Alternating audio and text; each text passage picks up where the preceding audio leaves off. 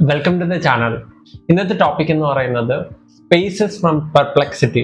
പെർപ്ലെക്സിറ്റിയുടെ ഒരു specific feature ആയ സ്പേസസിനെ explain ചെയ്യുകയാണ്. പെർപ്ലെക്സിറ്റി എന്താണെന്ന് അറിയാത്തവർക്കായിട്ട് പെർപ്ലെക്സിറ്റിയെ പറ്റി ഒരു വീഡിയോ ചെയ്തിട്ടുണ്ട്, അത് ഞാൻ ലിങ്കിൽ കൊടുത്തേക്കാം, ദയവായി കാണുക. ടോപ്പിക്കിലേക്ക് വരാം. എന്താണ് സ്പേസസ്? പെർപ്ലെക്സിറ്റി ഓപ്പൺ ചെയ്ത് കഴിഞ്ഞാൽ ഫസ്റ്റ് നിങ്ങൾക്ക് കാണാവുന്ന ഇന്റർഫേസ് ഇതാണ്.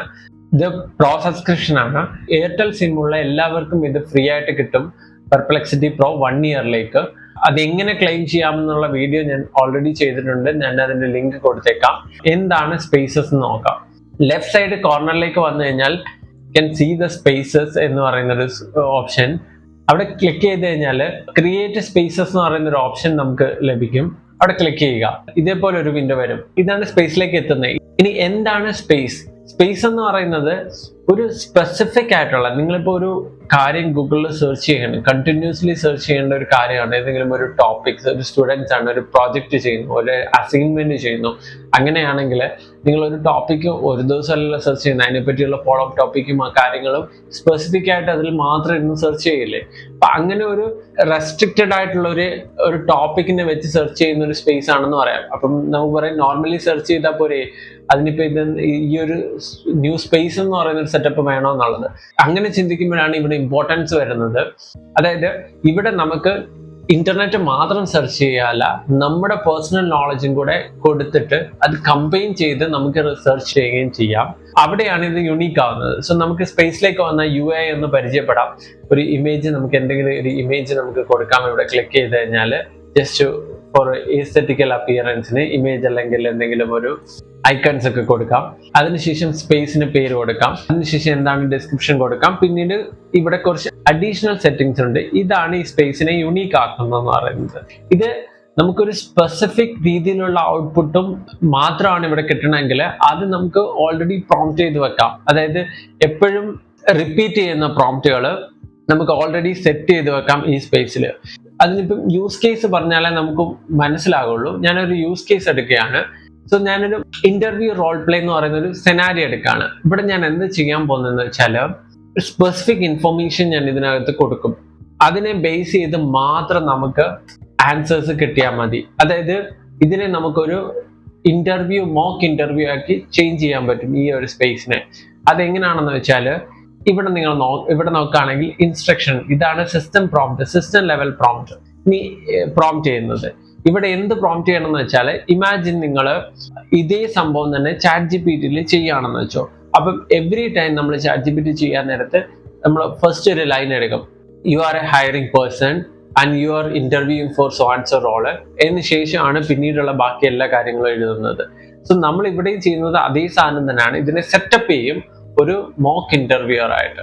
അതിന് വേണ്ടിയിട്ട് നേരത്തെ പ്രിപ്പയർ ചെയ്തൊരു പ്രോംപ്റ്റ് ഞാൻ ഇതിലേക്ക് കൊടുക്കുകയാണ്. ഇത് വളരെ സിമ്പിൾ ആയിട്ടുള്ള ഒരു പ്രോംപ്റ്റ് ആണ്. ഈ പ്രോംപ്റ്റ് കൊണ്ട് നമ്മൾ ഉദ്ദേശിക്കുന്നതെന്ന് വെച്ചാൽ നമുക്കൊരു specific answer, specific output through out സ്പേസിൽ നമുക്ക് കിട്ടണം. അതിന് വേണ്ടിയിട്ടാണ് നമ്മൾ ഈ പ്രോംപ്റ്റ് കൊടുക്കുന്നത്. ഇവിടെ എന്താണ് നമുക്ക് സ്പെസിഫിക് ആയിട്ട് വേണ്ടത്? മോക്ക് ഇന്റർവ്യൂവർ ആണ്.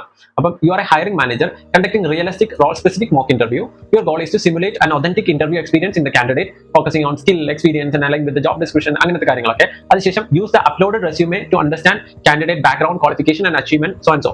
എന്നിട്ട് അവരുടെ ടാസ്ക് ഡിഫൈൻ ചെയ്തിട്ടുണ്ട്. യുവർ ടാസ്ക് ഇൻക്ലൂഡ് എന്താണ്? ഇന്റർവ്യൂ ക്വസ്റ്റ്യൻസ് പ്രിപ്പയർ ചെയ്യണം, simulate a real interview tone covering different categories in the questions. Technical should be there, behavioral questions should be there, project experience should be there, soft skills should be there, like those kind of information. So ഞാൻ ഇതിനെ save ചെയ്യാം. Save ചെയ്യുന്നതിന് തൊട്ട് മുമ്പായിട്ട് ഇതിന് താഴെ കുറച്ച് options ഉണ്ട്. Include web by default. അത് നിങ്ങളുടെ എന്തായിട്ടാണ് നിങ്ങൾ ഈ സ്പേസിനെ സെറ്റപ്പ് ചെയ്യാൻ ഉദ്ദേശിക്കുന്നത് അതിനെ ബേസ് ചെയ്ത് നിങ്ങൾക്ക് ഓക്കെ അടിക്കാതിരിക്കുകയോ ചെയ്യാം.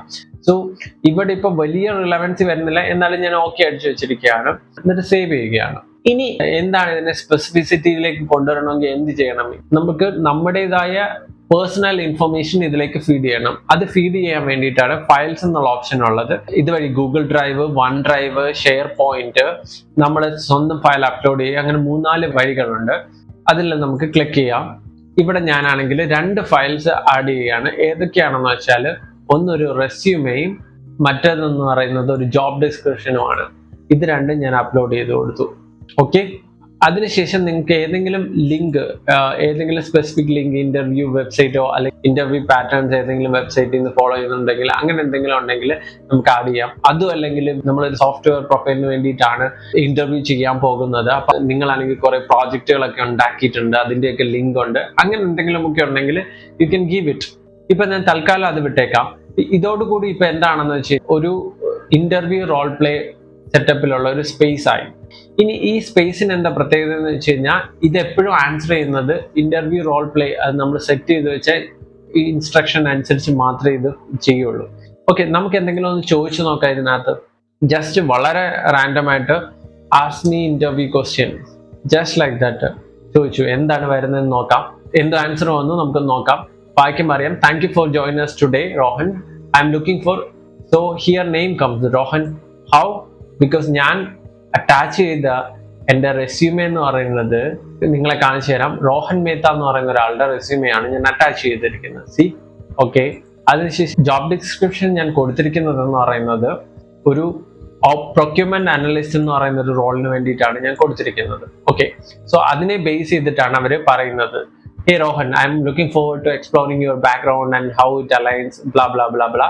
Then they asked a question. In your role at Infineon Technology, you implemented supply performance dashboard using Power BI. Can you walk me through the specific scenario where your analysis led to actionable improvement in procurement operations? See, one question. What kind of KPIs do you find most effective when evaluating the supply performance in semiconductor industry? ഇതെന്ന് പറയുന്നത് പക്ക technical questions ആണ്, based on JD, job description. അതുപോലെ strategic sourcing questions ഉണ്ട്. How do you balance cost savings and ensure quality and timely delivery and behavioural question, cross functional question. So imagine ചെയ്യും, നമ്മുടെ specific job ഡിസ്ക്രിപ്ഷനും റെസ്യൂമെയും base ചെയ്തിട്ടാണ് ഈ questions. അപ്പൊ നമ്മൾ ഇതൊക്കെ prepare ചെയ്ത് കഴിഞ്ഞാൽ ഇന്റർവ്യൂവിൽ നമ്മൾ വെൽ പ്രിപ്പയർഡ് ആവല്ലേ. സോ ഇതൊരു യൂസ് കേസ് ആണ്. ഇന്റർവ്യൂ റോൾ പ്ലേ എന്ന് പറയുന്നത് ഒരു സ്പെസിഫിക് സെനാരിയോ ആണ്. ഇതേപോലെ മറ്റ് പല സെനാരിയോകളും നമുക്ക് ഇതിനകത്ത് ഉണ്ടാക്കാൻ പറ്റും. സോ സ്പേസസിന്റെ അടുത്തൊരു യൂസ് കേസ് എന്ന് പറയുന്നത് ഇൻവെസ്റ്റിംഗ് അഡ്വൈസർ എന്ന് പറയുന്നൊരു സ്പേസ് ഞാൻ ഉണ്ടാക്കുകയാണ്. ഇതിനകത്ത് എന്താ ചെയ്യുന്നതെന്ന് വെച്ചാൽ, നിങ്ങളും ഞാനും ഒക്കെ നമ്മുടേതായ റിസ്ക് അപ്പറ്റൈസ് അനുസരിച്ചിട്ടാണ് നമ്മൾ ഇൻവെസ്റ്റ് ചെയ്യുന്നത്. അപ്പം നമുക്കൊരു ഫിനാൻഷ്യൽ അഡ്വൈസർ അല്ലെങ്കിൽ ഇൻവെസ്റ്റിംഗ് അഡ്വൈസർ വേണം. അത് നമ്മളെ പോലെ തിങ്ക് ചെയ്യുന്ന രീതിയിലുള്ള ഒരു അഡ്വൈസറും വേണം. അങ്ങനെയാണെങ്കിൽ അയാൾക്ക് എന്തൊക്കെ ഗുണങ്ങളുണ്ടാകും അതിനനുസരിച്ച് നമുക്ക് പ്രോംപ്റ്റ് ചെയ്ത് ഉണ്ടാക്കി കഴിഞ്ഞ് കഴിഞ്ഞാൽ നമുക്കൊരു ഇൻവെസ്റ്റിംഗ് അഡ്വൈസറെ ഉണ്ടാക്കാം. സോ നമുക്ക് എങ്ങനെ ഉണ്ടാക്കാൻ നോക്കാം. Add instruction. സോ ഇൻസ്ട്രക്ഷൻ വേണം. അപ്പം ഇൻസ്ട്രക്ഷൻ എങ്ങനെ ഉണ്ടാക്കും? അതുപോലെ നമുക്ക് ChatGPT പോവാം. ഞാൻ നേരത്തെ ചോദിച്ചു വെച്ചിട്ടുണ്ട്, I want to create a financial advisor, provide me a system prompt, advisor should be medium risk taker. ഞാനിപ്പം മീഡിയം റിസ്ക് ടേക്കർ എന്ന് മാത്രമേ കൊടുത്തിട്ടുള്ളൂ. നിങ്ങളുടെ വേറെ എന്തെങ്കിലും ക്യാരക്ടേഴ്സ് ഉണ്ടെങ്കിൽ അതും കൂടെ കൊടുത്തിട്ട് നമുക്ക് ഈ പ്രോംപ്റ്റിനെ നല്ല രീതിയിലൊരു പ്രോംപ്റ്റ് ഉണ്ടാക്കാം. ChatGPT ആണെങ്കിൽ financial advisor medium risk tolerance എന്ന് പറയുന്ന രീതിയിലുള്ള ഒരു പ്രോംപ്റ്റ് നമുക്ക് തന്നിട്ടുണ്ട്. നമ്മുടെ കോർ പ്രിൻസിപ്പിൾ എന്തായിരിക്കണം, സ്പെക്കുലേഷൻസ് എന്തായിരിക്കും, സ്റ്റൈല് എങ്ങനെയായിരിക്കണം, എല്ലാം തന്നിട്ടുണ്ട്. ഞാനിപ്പോൾ എന്തെന്ന് സിംപിളി അത് കോപ്പി ചെയ്യുകയാണ്. എന്നിട്ട് നമ്മുടെ പെർപ്ലെക്സിറ്റിയിൽ വന്നിട്ട് അവിടെ ഇൻസ്ട്രക്ഷൻ ആയിട്ട് ആഡ് ചെയ്ത് കൊടുക്കുകയാണ്. ഓക്കെ, ഇനി ആഡ് ചെയ്തതിന് ശേഷം കൂടുതൽ പേഴ്സണലൈസ് ചെയ്യണമെങ്കിൽ നമ്മൾ ഫയൽസ് അപ്ലോഡ് ചെയ്യണം. ഏത് തരത്തിലുള്ള ഫയൽസ് ആയിരിക്കും ഇവിടെ അപ്ലോഡ് ചെയ്യേണ്ടത്? ഓൾറെഡി ഇൻവെസ്റ്റ് ചെയ്തിരിക്കുന്ന ഇൻവെസ്റ്റ്മെന്റ് പോർട്ട്ഫോളിയോ നമുക്ക് കൊടുക്കാം. അതിൽ നമ്മുടെ സ്പെൻഡ് പാറ്റേൺ അല്ലെങ്കിൽ നമ്മുടെ എക്സ്പെൻസ് ട്രാക്കർ നമുക്ക് കൊടുക്കാം. ഇത്തരം കുറെ ഡേറ്റ എന്ന് പറയുന്നത് കൊടുത്തു കഴിയുമ്പോഴത്തേക്ക് സിസ്റ്റം നമ്മളെ കുറച്ച് മനസ്സിലാവും. നമ്മുടെ എന്താണ് വരുമാനം, എന്താണ് സ്പെൻഡ്, എത്രയാണ് നമ്മുടെ ഇൻവെസ്റ്റ്മെന്റ്, എങ്ങനെയുള്ളതിലാണ് നമ്മൾ ഇൻവെസ്റ്റ് ചെയ്യുന്നത്, ആ കാര്യങ്ങളൊക്കെ അതിനകത്ത് മനസ്സിലാവും. അതിനുശേഷം നമുക്ക് സ്ട്രെയിറ്റ് അവേ ചോദിക്കാം, can I invest in crypto or Reliance Industries? അങ്ങനെ പറഞ്ഞ് നമുക്ക് കൊടുക്കാം. Can I invest in Reliance Industry?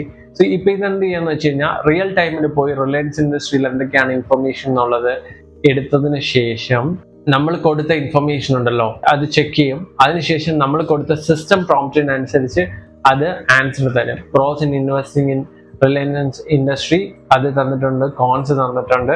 Given your medium test tolerance, Reliance industry could be balance choice to include in your diversified portfolio.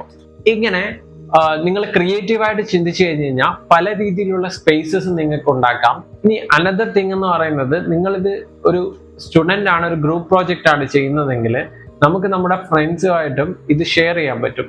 ഈ ഒരു ഏരിയയിൽ വന്നു കഴിഞ്ഞാൽ ഒരു പ്ലസ് ബട്ടൺ ഉണ്ട്, അവിടെ ക്ലിക്ക് ചെയ്തതിന് ശേഷം നമുക്ക് നമ്മുടെ ഫ്രണ്ട്സിനെ ഇൻവൈറ്റ് ചെയ്യാം. അതൊരു ഗ്രൂപ്പ് പ്രോജക്റ്റോ വല്ലാണെങ്കിൽ എല്ലാവർക്കും പ്രോംപ്റ്റ് ചെയ്യാം, അങ്ങനെയുള്ള രീതിയിൽ ചെയ്യാം. സോ ഇതിനെ യുണീക്ക് ആക്കുന്ന ഒരു ഫീച്ചേഴ്സ് എന്ന് പറയുന്നത് ഈ ഒരു ഇതാണ്. സ്പെസിഫിക് ആയിട്ടുള്ള ഇൻസ്ട്രക്ഷൻസ് കൊടുക്കുക, ഫയൽ കൊടുക്കുക, അതിനനുസരിച്ച് ലിങ്കും കൊടുക്കുക. ഇവിടെ നമ്മളൊരു കാര്യം എന്ന് വെച്ചാൽ ഒരു സിമിലാരിറ്റി നിങ്ങൾക്ക് ഫീൽ ചെയ്യുന്നുണ്ടായിരിക്കും നോട്ട്ബുക്ക് LM ആയിട്ട്. യെസ്, ഇതിന് നല്ലൊരു സിമിലാരിറ്റി ഉണ്ട് നോട്ട്ബുക്ക് LM ആയിട്ടും ChatGPT പ്രോജക്റ്റുമായിട്ടും. നോട്ട്ബുക്ക് LMനെ പറ്റിയിട്ടുള്ള വീഡിയോ നിങ്ങൾ കണ്ടിട്ടില്ലെങ്കിൽ നിങ്ങൾക്ക് കാണാൻ ഞാൻ ലിങ്കിൽ കൊടുക്കാം. നോട്ട്ബുക്ക് LMൽ കൂടുതലും നമ്മുടേതായ സ്പെസിഫിക് നോട്ടും സ്പെസിഫിക് കാര്യങ്ങളുമാണ് എടുത്തിട്ട് ആൻസർ ചെയ്യുന്നത്. ബട്ട് ഇവിടെ എന്ന് പറയുന്നത് റിയൽ ടൈം ആയിട്ട് ഇന്റർനെറ്റും കൂടെ കണക്റ്റഡ് ആണ് സെയിം സാധനത്തിൽ. അപ്പം എനിക്കിപ്പം ലൈവായിട്ട് ഇപ്പൊ ഇൻവെസ്റ്റിംഗ് അഡ്വൈസർ എന്ന് പറയുന്ന ഒരു സെനാരിയോയില് എനിക്ക് ലൈവായിട്ട് റിലയൻസ് ഇൻഡസ്ട്രി അല്ലെങ്കിൽ ICICI ബാങ്ക് അങ്ങനെയൊക്കെയുള്ള കാര്യങ്ങൾ ചോദിക്കുമ്പോൾ റിയൽ ടൈം ഇൻഫർമേഷൻ ഫെച്ച് ചെയ്തിട്ട് നമ്മുടെ സെനാരിയോ ആയിട്ട് കണക്ട് ചെയ്തിട്ട് അവർ ആൻസർ പറയും. നോട്ട്ബുക്ക് LMൽ ആ ഒരു ഡേറ്റ കൊടുക്കണമെങ്കിൽ നമ്മൾ പിന്നെ ലിങ്ക് സോഴ്സ് ഒക്കെ ആഡ് ചെയ്ത് കൊടുത്താലേ വരുള്ളൂ. ഇതാണ് സ്പേസ്. നിങ്ങൾക്ക് ഇനി കൂടുതൽ ക്രിയേറ്റീവ് ആയിട്ടുള്ള വേസ് കണ്ടുപിടിച്ച് നിങ്ങൾക്ക് സ്പേസ് ക്രിയേറ്റ് ചെയ്യാം. അതായത് ഇപ്പം എല്ലാ ടൂൾസുകളും അങ്ങോട്ടും ഇങ്ങോട്ടും ഒക്കെ അവരുടെ ഫീച്ചേഴ്സുകൾ കോപ്പി അടിച്ച് ചെയ്യുന്നുണ്ട്. വേറൊരു സമയമാകുമ്പോഴത്തേക്കും മറ്റുള്ളവർക്ക് ഇൻട്രൊഡ്യൂസ് ചെയ്യുന്നുണ്ടായിരിക്കാം, അല്ലെങ്കിൽ ChatGPT തന്നെ ഇൻട്രൊഡ്യൂസ് ചെയ്യുന്നുണ്ടായിരിക്കാം, ജെമിനി ഇൻക്ലൂഡഡ് ആയിരിക്കാം.